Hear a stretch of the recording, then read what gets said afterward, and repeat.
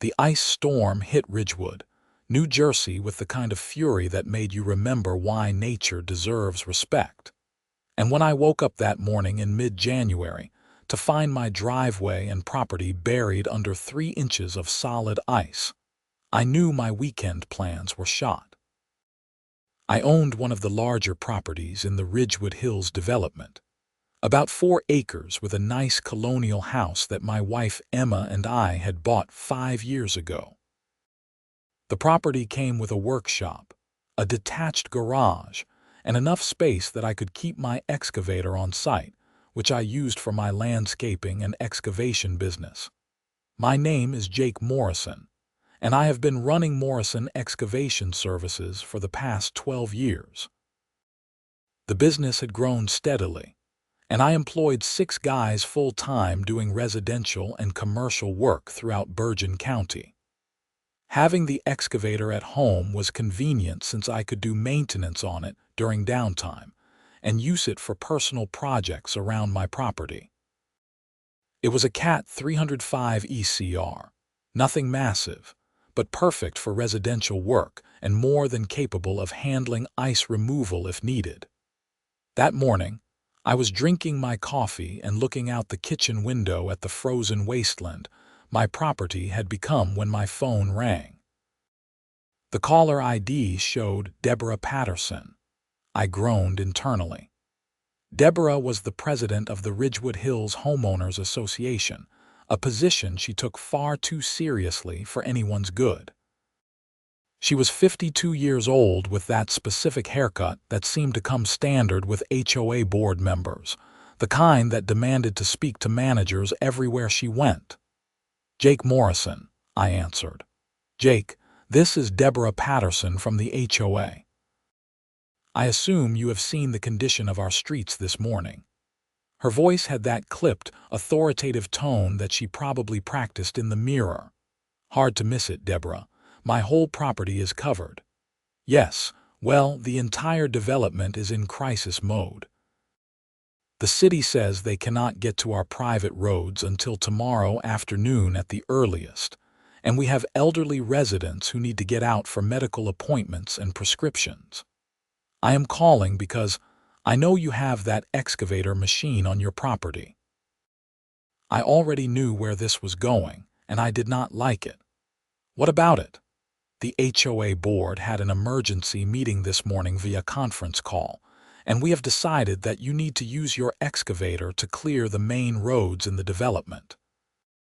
It is a community emergency, and as a resident here, you have a responsibility to help your neighbors. I set my coffee cup down carefully. Deborah, first of all, an excavator is not really designed for ice removal. Second, even if I were to use it that way, I would be putting significant wear and tear on a $60,000 piece of equipment that I use to make my living. Third, that would take me at least 2 full days of work. Are we talking about the HOA paying me for this? Paying you? Her voice went up an octave. This is a community emergency, Jake. Everyone needs to pitch in. You have the equipment right there. It would be selfish not to help. So let me get this straight.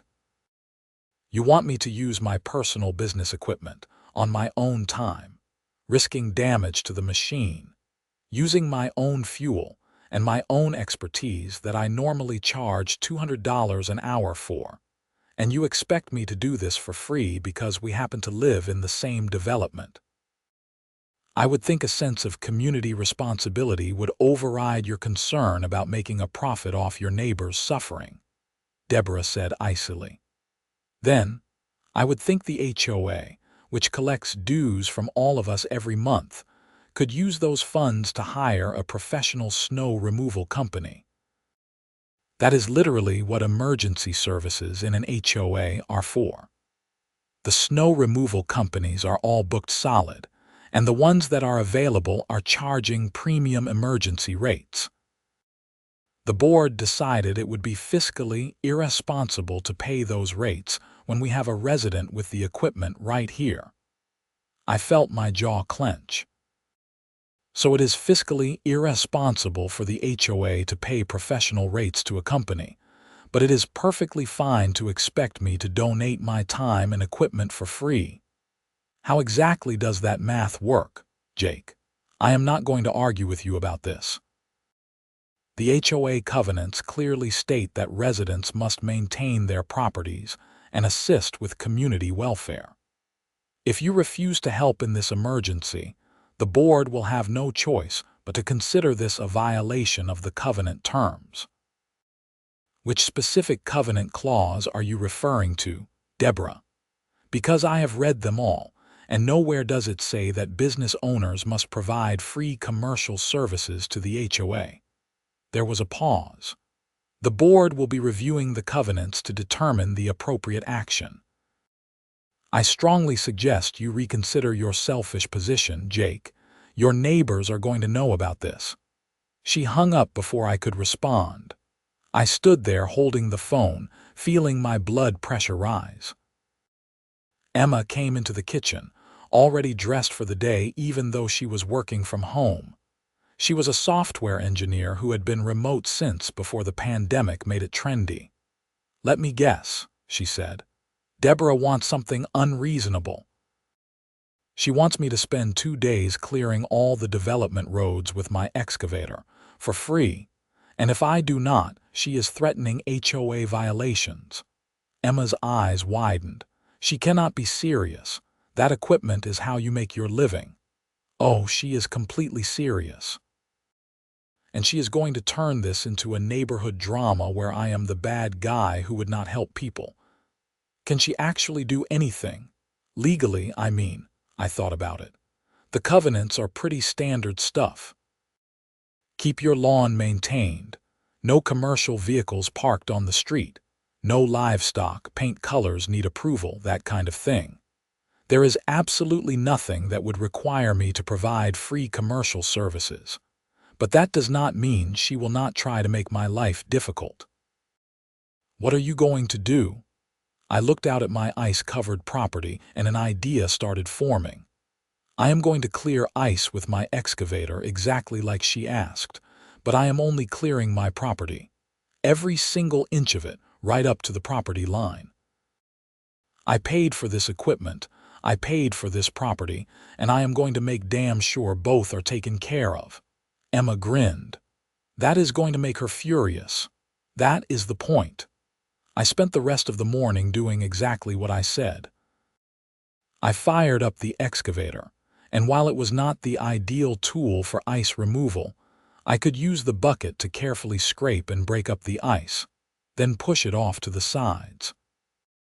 My property line was clearly marked with survey stakes that I had placed years ago when I first bought the place, so I knew exactly where my responsibility ended and the HOA common areas began.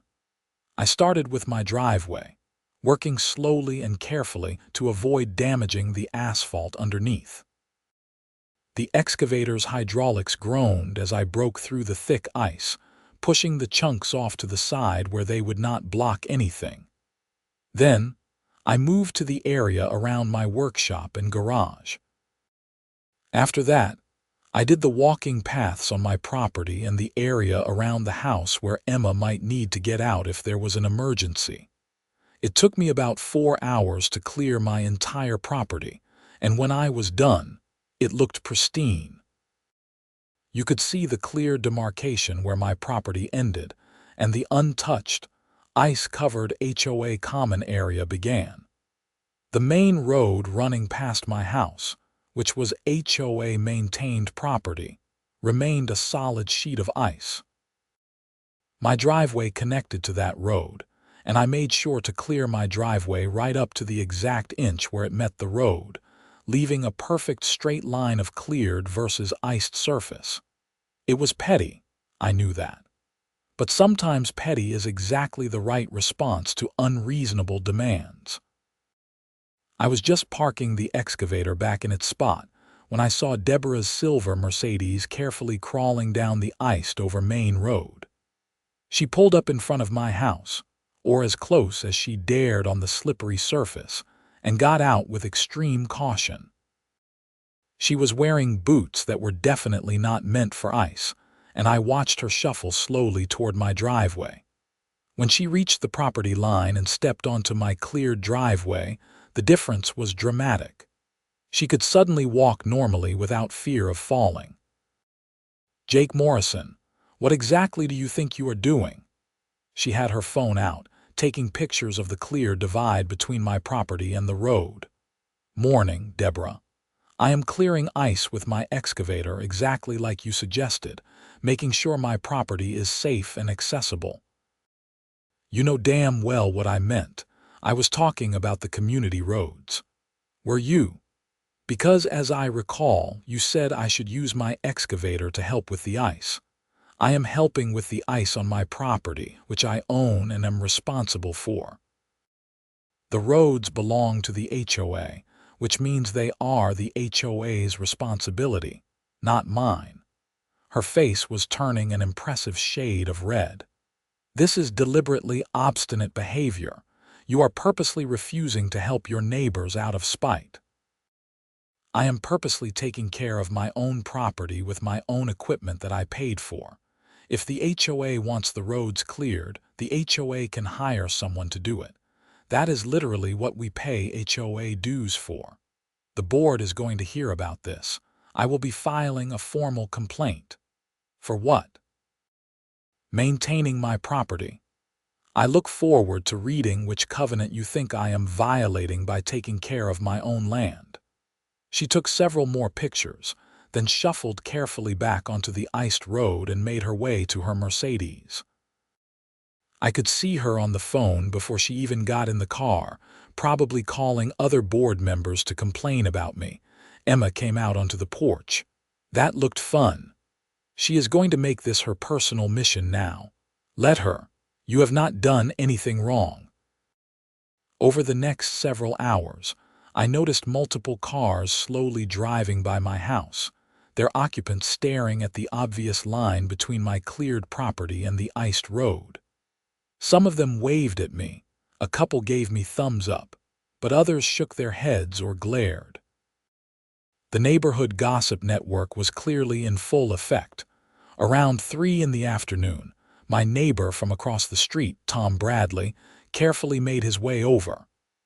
Tom was a retired accountant, mid-60s, generally a reasonable guy.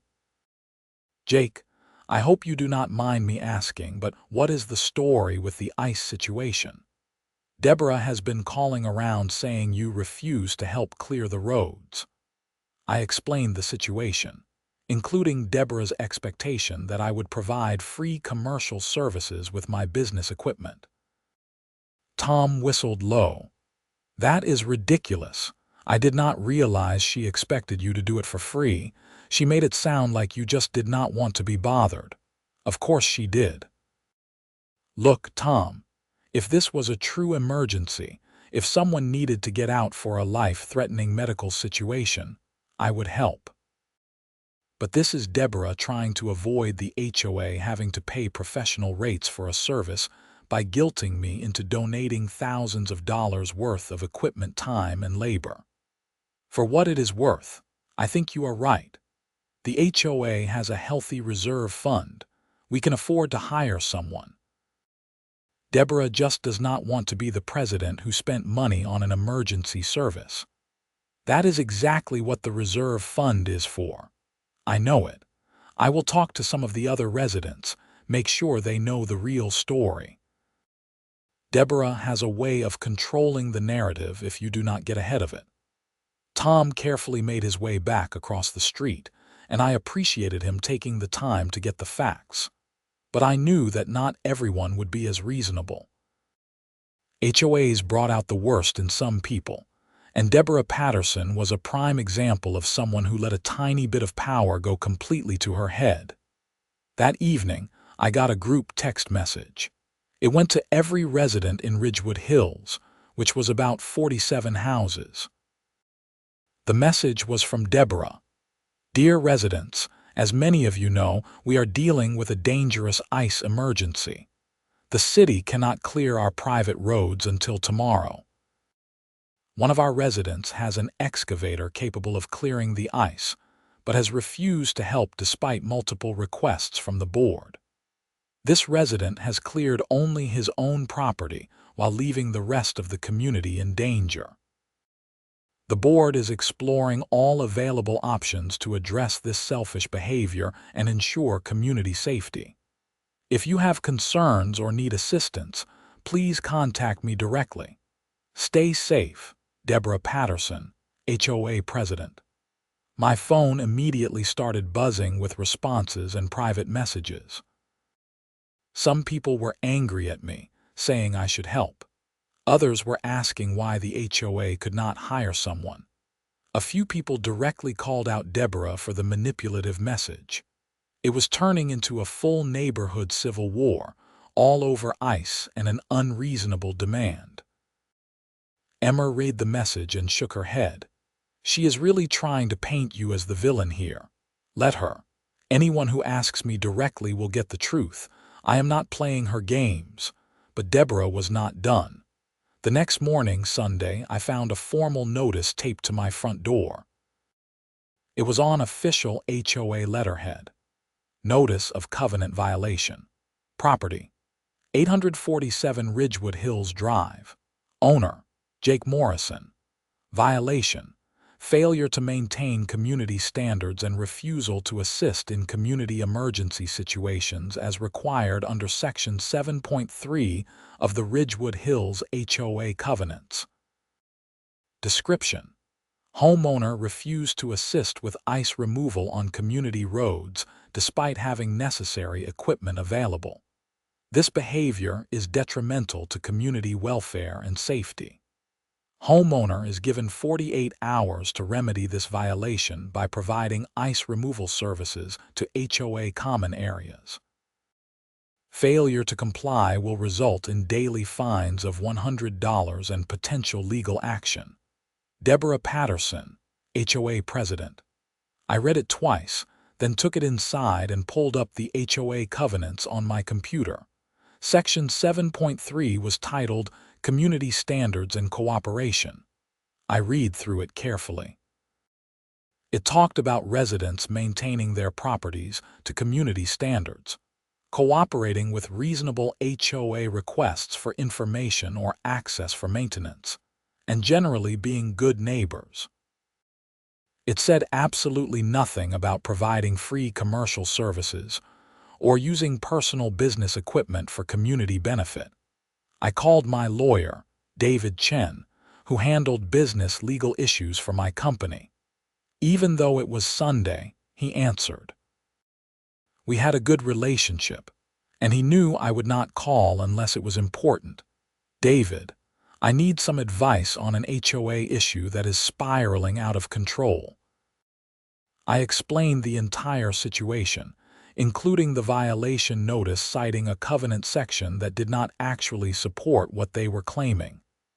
That is complete nonsense, David said after I finished. Not even close to legally enforceable. You want me to draft a response, please. I want this shut down before it gets even more ridiculous. Give me a couple of hours. I will send you a letter you can deliver to the HOA board. This should not be hard to resolve once they understand they have zero legal standing. True to his word, David emailed me a letter by early afternoon. It was 2 pages of polite but firm legal language that essentially said the HOA's demand was baseless. The covenant section they cited did not apply, and any attempt to fine me or take legal action would result in a countersuit for harassment and abuse of HOA authority. He had also included language about how attempting to compel a resident to provide free commercial services could potentially violate labor laws and constitute an illegal taking of services. I printed out 3 copies, put them in envelopes, and hand-delivered them to each of the 3 board members. Deborah Patterson was first. When she opened the door, she was clearly not happy to see me. I do not have anything to say to you, Jake. You do not have to say anything. I am just delivering a response to your violation notice. I handed her the envelope. My attorney drafted it. You might want to read it carefully before you proceed with any fines or legal action." She snatched the envelope from my hand and started to close the door. "One more thing, Deborah. If you continue to send group messages to the neighborhood misrepresenting the situation, I will consider that defamation. My attorney is already aware of your text message from yesterday." I did not wait for her response. I delivered the other 2 copies to the other board members, Richard Carlson and Patricia Hughes. Richard seemed embarrassed about the whole situation and told me he had voted against the violation notice. Patricia just took the envelope without comment. Monday morning, the city crews finally made it to our development and cleared the main roads. The ice situation was resolved, making the entire fight moot. But I knew this was not over.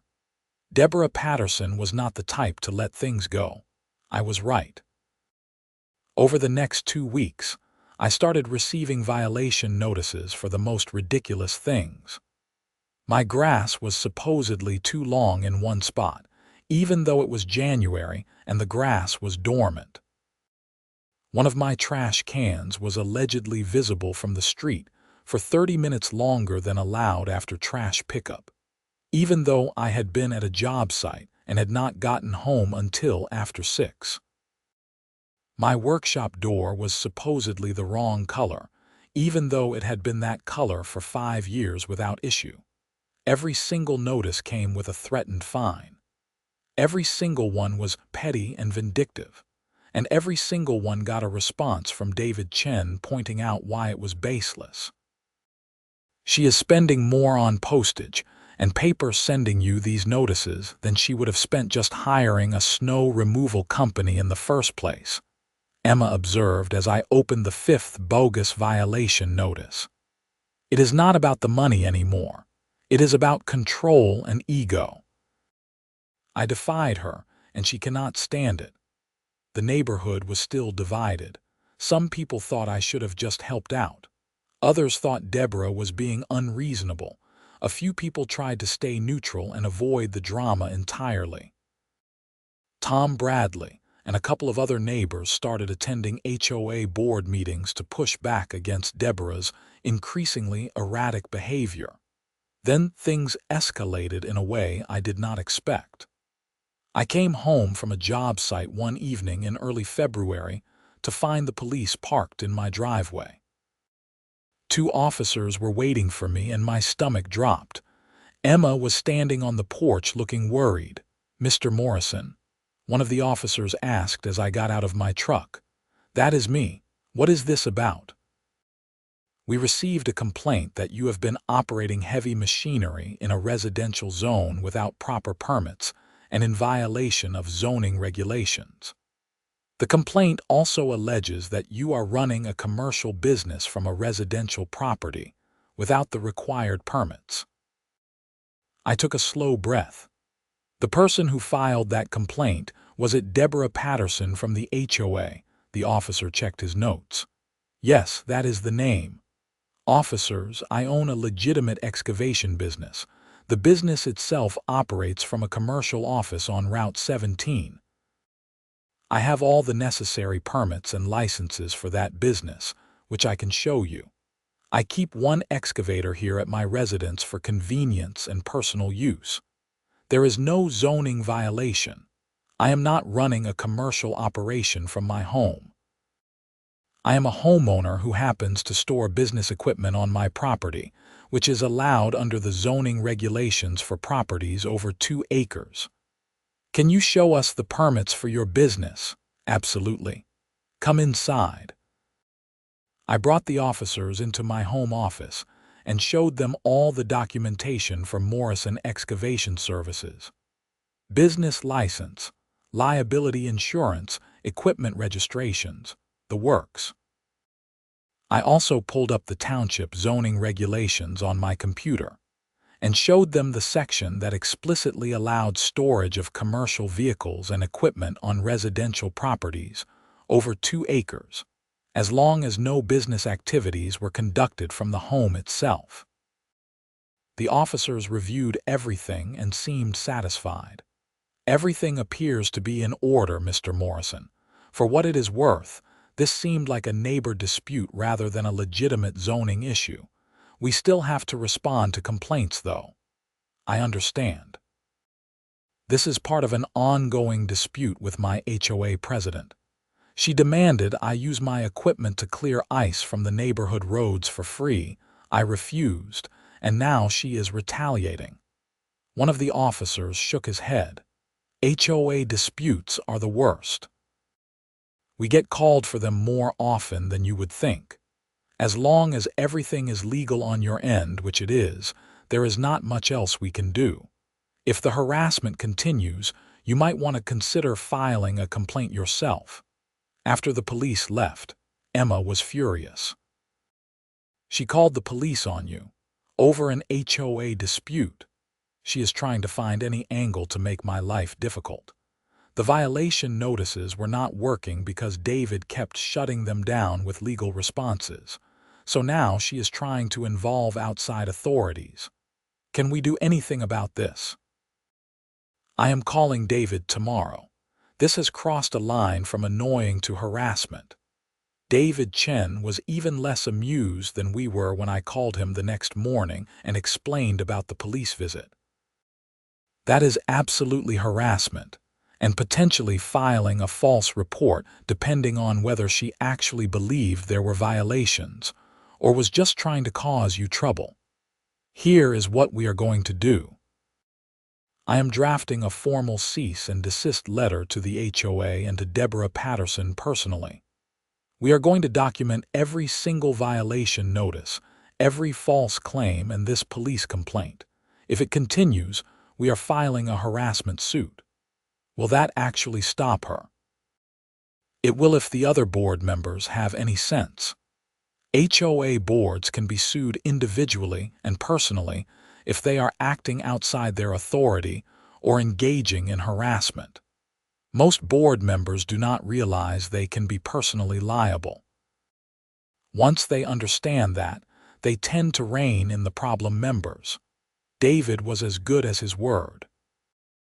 By the end of the week, the HOA had received a comprehensive cease and desist letter outlining every action taken against me, explaining why each was without merit, and making it very clear that continued harassment would result in legal action that could expose board members to personal liability.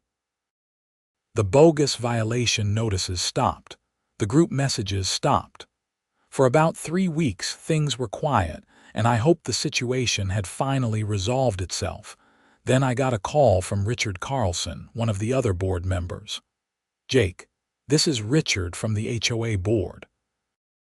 I wanted to give you a heads up about something. Deborah has been pushing hard to change the HOA covenants to add new rules about commercial equipment and mandatory community service requirements. She is calling for a special meeting next month to vote on the changes. Can she actually do that? She can propose changes, but they require a vote of all homeowners, not just the board. Covenant changes need approval from at least 75% of the residents to pass. I am calling because I think you should be aware of this and probably should attend the meeting. What exactly is she proposing? The language is pretty clearly targeted at you, even though it is written to apply to everyone. She wants to ban storage of commercial equipment on residential properties, require residents with commercial skills or equipment to provide services to the HOA when requested, and give the board authority to compel community service in emergency situations. That is insane. Nobody is going to vote for that. I would not be so sure. Deborah is good at persuading people, and she has been spending the last few weeks talking to residents about community responsibility and people not being team players. She is painting you as the example of what happens when people put themselves above the community. So she could not get me through bogus violations or false police reports, and now she is trying to change the actual rules to make her demands legitimate. Exactly. The meeting is scheduled for March 15th at the community center. I would strongly suggest you show up and be prepared to speak." I thanked Richard for the warning and immediately called David Chen again. "She is not going to let this go," I told Emma that evening. "This has become some kind of personal crusade for her. What are you going to do at the meeting?" "I am going to lay out the facts and hope that people are reasonable. If she pushes through rules like she is proposing, it will destroy property values and make everyone's life miserable, not just mine. Imagine if the HOA could demand you use your skills for free whenever they wanted. Half the neighborhood would be professional workers who could be compelled to provide services. You think people will see that? I hope so. Because if these rules pass, this neighborhood is going to become unbearable for everyone." Over the next 3 weeks leading up to the meeting, the neighborhood gossip network went into overdrive. Deborah was hosting coffee meetings at her house, inviting residents in small groups to discuss important changes to the community standards. I heard from Tom and a few others that she was presenting a very one-sided version of events, making it sound like I was a selfish resident who refused to help elderly neighbors in danger, who kept dangerous machinery around unnecessarily, and who needed to be reined in for the good of everyone. I did my own outreach, talking to neighbors one-on-one when I could, explaining the actual situation, and pointing out the implications of the proposed changes. I found that most people, when they heard the full story, agreed that Deborah had been unreasonable. But there was a core group of residents who seemed to believe that HOA authority should be absolute, and that individual property rights should be secondary to community decisions. The night before the meeting, David Chen came to my house to go over strategy. "The key is to stay calm and factual," he advised. "Deborah is going to try to make this emotional and personal. You need to focus on the legal and practical implications of what she is proposing. If you can get people thinking about how these rules would affect them, not just you, you have a better chance. What are the chances she actually gets the 75% approval she needs?" David considered this. "Honestly, it is hard to say. HOA politics can be unpredictable. But these are pretty extreme changes. If even a quarter of the residents push back, the changes fail." The community center meeting room was packed when Emma and I arrived on March 15th. All 47 households were represented, many by both spouses. Deborah had set up a projector and screen, clearly planning a full presentation. The 3 board members sat at a table in front, with Deborah in the center chair. She called the meeting to order promptly at 7 p.m. "Thank you all for coming tonight. We are here to discuss and vote on proposed amendments to our community covenants. These changes have been carefully considered by the board in response to situations that have arisen this year that exposed gaps in our current rules." She clicked to her first slide, which showed a picture of my property with my excavator visible near the workshop. The angle made the machine look bigger and more imposing than it actually was. Our neighborhood is a residential community designed to be a peaceful, safe environment for families. Unfortunately, some residents have been using our community as storage for commercial industrial equipment, creating safety concerns and diminishing property values. I felt Emma tense beside me, but I put a hand on her arm. Let her talk. Our turn would come.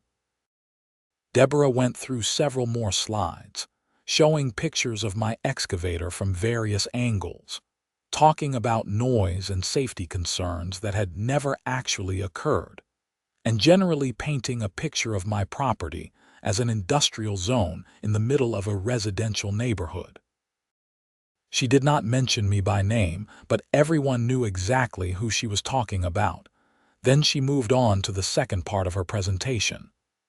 "This winter, we experienced an emergency ice situation. The city could not reach our private roads for over 24 hours. Elderly residents were trapped. People could not get to medical appointments. It was a dangerous situation that could have resulted in serious injury or death. Another slide appeared, showing the iced-over roads. During this emergency, one resident with the equipment and ability to help refused to do so. That resident cleared only his own property while leaving the rest of the community in danger. This exposed a critical gap in our covenants. We have no mechanism to ensure that residents contribute to community welfare in emergency situations. She was really leaning into the emotional manipulation, and I could see several residents nodding along. Deborah concluded her presentation by displaying the proposed covenant changes. They were even worse than Richard had described. The first change would prohibit any commercial equipment from being stored on residential properties, with no exceptions for property size. The second would require any resident with professional skills or commercial equipment to provide services to the HOA when requested by the board, with refusal constituting a violation subject to fines. The third gave the board broad authority to compel community service in situations they deemed emergencies, again with financial penalties for refusal. These changes will ensure that Ridgewood Hills remains a true residential community where everyone contributes to the common good, Deborah concluded. I now open the floor for discussion before we vote. Multiple hands went up. Deborah called on Martha Henderson, one of her coffee group attendees. I think these changes are absolutely necessary, Martha said. We cannot have people treating our neighborhood like a construction yard, and everyone should help in emergencies. That is what community means. Several people applauded. Deborah looked satisfied. Then Tom Bradley raised his hand. I would like to hear from Jake Morrison before we continue. He is the one being discussed here, even if you are not saying his name, Deborah. He should have a chance to present his side. There were murmurs of agreement. Deborah looked annoyed but could not refuse without looking petty. Fine. Jake, would you like to address the community? I stood up and David stood with me. I brought my attorney, David Chen, because these proposed changes have significant legal implications that I think everyone should understand before voting. May he speak as well? There were nods around the room. Deborah looked even more annoyed but agreed. I started by laying out exactly what had happened with the ICE situation, including Deborah's demand that I provide free commercial services, the threatened violations when I refused, the bogus violation notices that followed, and the false police report. I am not opposed to helping my neighbors, I said clearly. What I am opposed to is being told that because I own business equipment, I have to provide thousands of dollars worth of free labor on demand. Deborah claimed this was an emergency, but it was not. Nobody was in immediate danger. The city was coming the next day. What it actually was is the HOA not wanting to pay professional rates for a service. It was about being a good neighbor, Deborah interjected. Then why did the HOA not hire someone? You have a reserve fund. That is exactly what it is for. Richard Carlson spoke up from the board table. I can answer that. I reviewed the financials. We had more than enough to hire a snow removal service. Several companies gave us quotes. Deborah rejected them all as too expensive. Deborah shot Richard a furious look. That is not relevant to tonight's discussion. It is absolutely relevant, I said, because it shows this is not really about community safety or property values. This is about one board member being angry that someone said no to an unreasonable demand, and now trying to change the rules to make sure nobody can say no again. David stepped forward. I would like to address the legal issues with these proposed changes because they are significant. First, the prohibition on commercial equipment would likely violate township zoning regulations, which explicitly allow such storage on properties over 2 acres. If the HOA passed this rule, any affected resident could challenge it in court and would likely win. Second, requiring residents to provide free professional services to the HOA probably violates labor laws and could constitute an illegal taking of services under the Fifth Amendment. Third, the emergency powers being requested for the board have no oversight or limitations. The board could declare anything an emergency and compel any labor they wanted. This is a massive overreach of HOA authority and would expose the board members to personal liability in any legal challenge. The room had gone quiet. People were starting to look uncertain. David continued. I want to be clear about what these changes would mean in practice. Let us say you are a contractor and the HOA decides the community center needs renovation. Under these rules, the board could require you to do that work for free and fine you if you refuse. Or let us say you are an accountant and the HOA decides they want free accounting services instead of paying their current accountant. They could compel you to do it. Or you are a lawyer, a plumber, an electrician, whatever your profession, the HOA could demand free work. Does that sound like a community you want to live in? People were starting to shake their heads and whisper to each other. And the commercial equipment ban, David said. That would affect more than just Jake. Anyone with a trailer for their boat or camper, any work vehicles, any equipment for home maintenance, all of that could be prohibited under the language Deborah is proposing. Is that really what you want? A man I did not know well, Peter Chen, raised his hand. I am a doctor. Are you saying the HOA could demand I provide free medical services under this rule? That is exactly what I am saying, David confirmed. The language has no limitations or exceptions. Another woman, Jennifer Walsh, stood up. I have a trailer for my horses that I park on my property. Would this new rule prohibit that? Potentially, yes, David said. The language says any commercial equipment. A horse trailer could be considered commercial equipment. The mood in the room was shifting rapidly.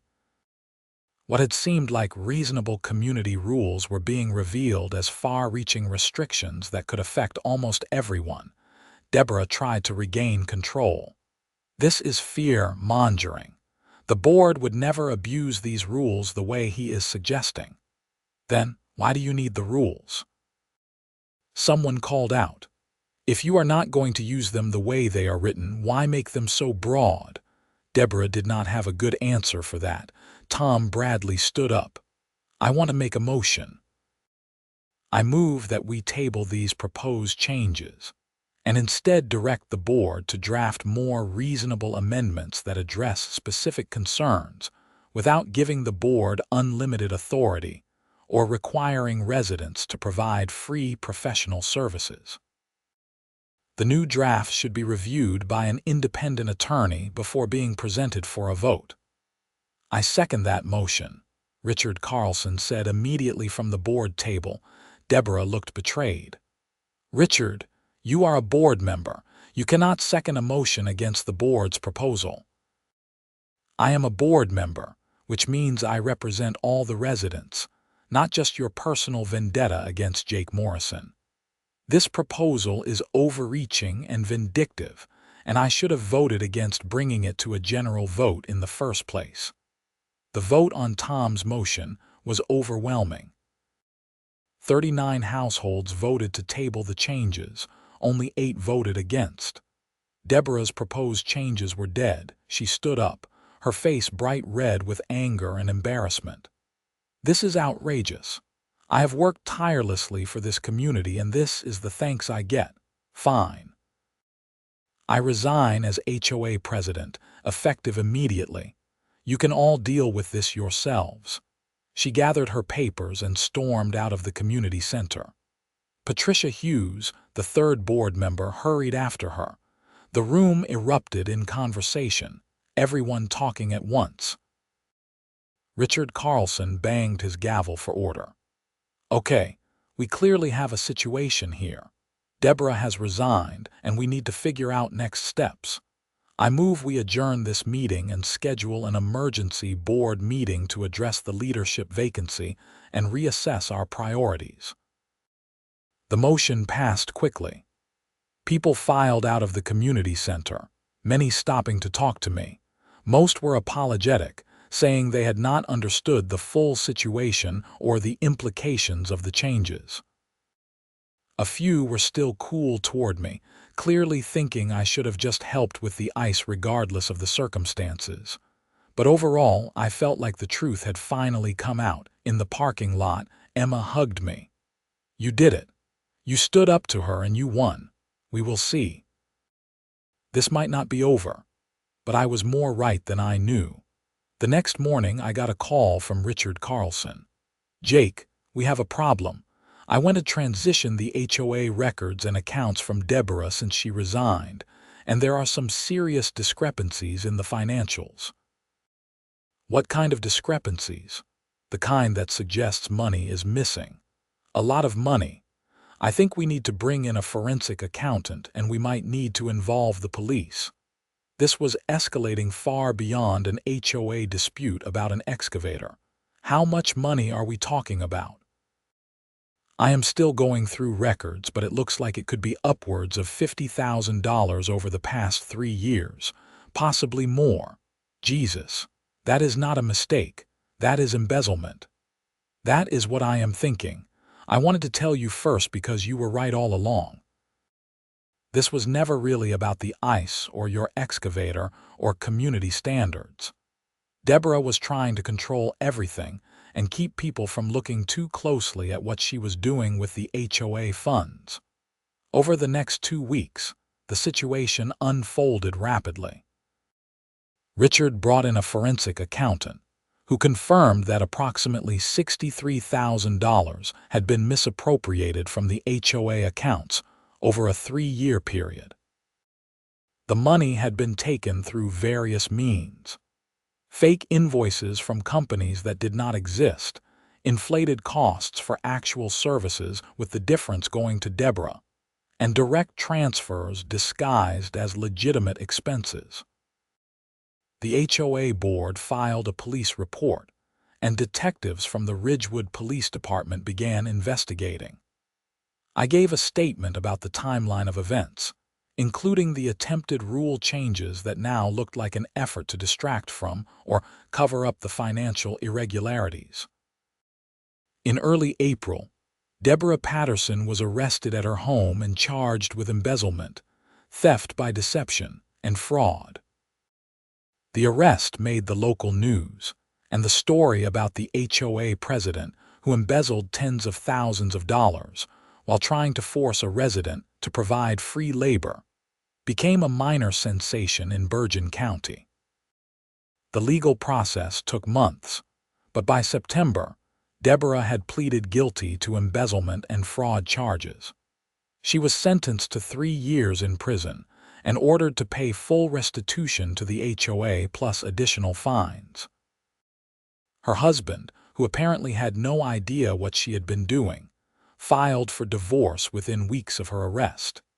The HOA held new elections, and Tom Bradley was elected president with Richard Carlson remaining as treasurer.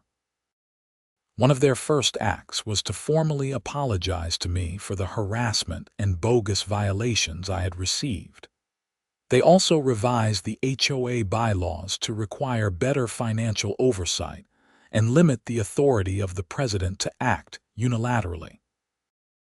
In an ironic twist, the HOA used part of the restitution money to purchase a small utility tractor with a snow plow attachment, specifically for ice and snow removal on the community roads. They hired a local college kid who lived in the development to operate it when needed, paying him a fair hourly rate. It cost a fraction of what professional snow removal services charged, and everyone was satisfied with the arrangement. Emma and I ended up staying in Ridgewood Hills. The neighborhood felt different after everything that happened. People were friendlier, more aware of how HOA power could be abused, and more willing to push back against unreasonable demands. Several residents who had been on the fence about the whole situation apologized to me personally, saying they should have asked questions earlier instead of just accepting Deborah's version of events. My excavation business continued to thrive. I kept the excavator parked at my property, and nobody said a word about it. In fact, when Tom Bradley needed some land grading work done at his house the following spring, he hired me to do it, and we laughed about how different things were from just a year earlier. The whole experience taught me some valuable lessons about standing up for yourself, even when it is difficult and unpopular. Deborah Patterson had counted on me backing down when she applied pressure, when she rallied the neighborhood against me, and when she sent bogus violations and involved the police. She had built her entire strategy around the assumption that I would cave rather than fight back. But I had not caved, and eventually the truth came out. Not just the truth about the ICE situation, but the truth about her embezzlement and abuse of power. If I had given in, if I had just cleared the roads for free like she demanded, she would have remained in power, and the financial crimes would have continued. Sometimes refusing an unreasonable demand does not just protect you but protects others too, even if you do not realize it at the time. David Chen, my attorney, ended up becoming a good friend through the whole ordeal. He told me later that he had handled a lot of HOA disputes, but mine was one of the few that actually resulted in criminal charges against a board member. Most of the time, the disputes were just personality conflicts or minor power struggles. But occasionally, as in this case, the HOA drama was hiding something much more serious. "The thing about people like Deborah," David said over beers one evening after everything was resolved, "is that they create chaos and conflict to keep people distracted.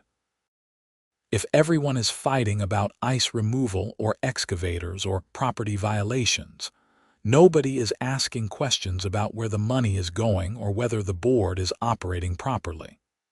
You asking questions and refusing to back down threatened her whole system. The story became something of a local legend in Ridgewood and surrounding towns. I still occasionally got questions about it when meeting new clients or networking with other contractors.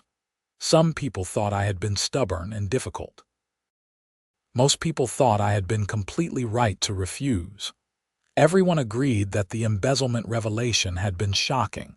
For me, the whole experience reinforced something important about how communities should work. Yes, neighbors should help neighbors. Yes, community cooperation is valuable. But there has to be reasonableness and respect for boundaries. The HOA existed to maintain common areas and enforce basic standards that protected property values.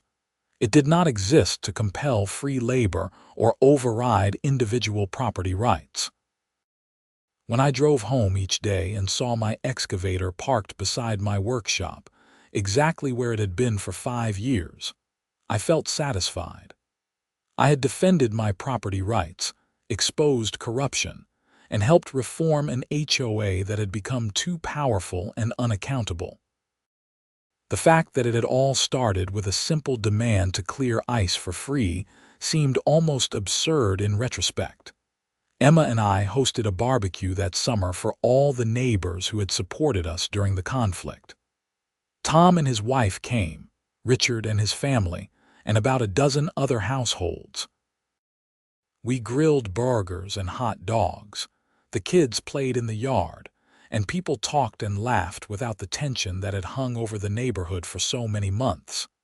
At one point, Tom raised his beer in a toast to Jake for having the guts to say no when no would not have been the easy answer. Everyone raised their glasses, and I felt genuinely moved. "To good neighbors," I replied, "and to HOAs that remember they work for us, not the other way around." The sun set over my 4 acres. The excavator sat peacefully beside the workshop. And for the first time in months, everything felt exactly as it should be. I had cleared my property line, literally and figuratively. And sometimes that is exactly what you need to do to protect what is yours and expose what is wrong. The ice storm had been real, but the crisis it revealed had nothing to do with frozen roads and everything to do with power, control, and ultimately, corruption. And in the end, standing my ground had made all the difference.